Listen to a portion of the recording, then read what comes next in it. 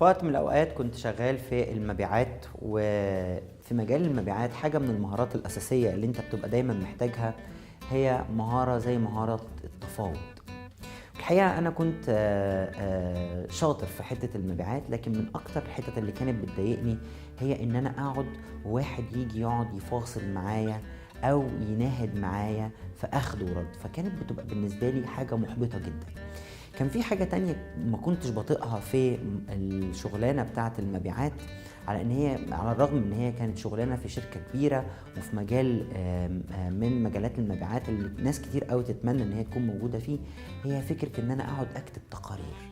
كانت من الاوقات الصعبة والتقيلة على قلبي ان انا اقعد واكتب تقارير، او ان انا اقعد افاوض مع ناس فترة طويلة، خاصة لما يبقى المفاوض اللي قدامي كمان يعني مفاوض من المفاوضين العناديين. بعد ما ابتديت اذاكر التطوير المهني، اكتشفت انه المهارات اللي بنبقى بنعملها واحنا متضايقين قوي منها واحنا بنبقى شطار فيها اسمها المهارات المحبطة. ودي مهارة بتبقى انا شاطر فيها وبعملها كويس قوي، لكن وانا بعملها ببقى بعصر على نفسي ليمونة، مش طايق نفسي وانا بعملها.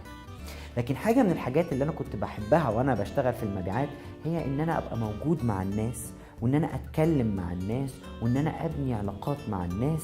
ودي بستعمل فيها مهارات زي مهارات الكلام والحديث وغيرها من المهارات المتعلقة بالبني آدمين. واكتشفت إنه ده إحنا بنسميه المهارات المحفزة.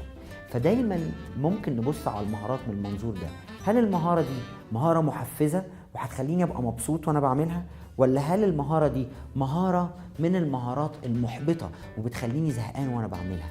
ولا المهارة دي لا هي محبطة ولا هي محفزة، هي حاجة انا بحبها بس ما بعرفش اعملها كويس، فدي بنسميها المهارات القابلة للتطوير.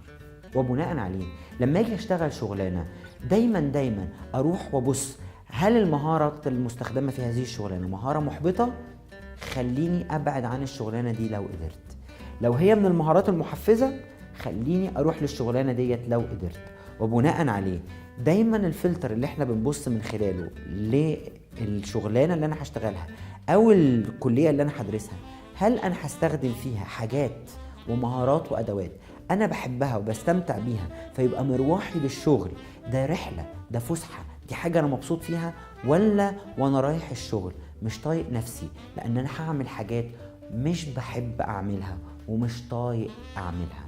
لو هي من النوع الاولاني روح، لو هي كمان من النوع التاني وانت مستعد ان انت تتعلمها روح، لو هي من النوع التالت روح لو انت مجبر. لكن لو عندك فرصة ان انت تختار ما تروحش، وخليك في المهارات اللي انت بتحبها وبتحفزك وهتقدر تدي فيها.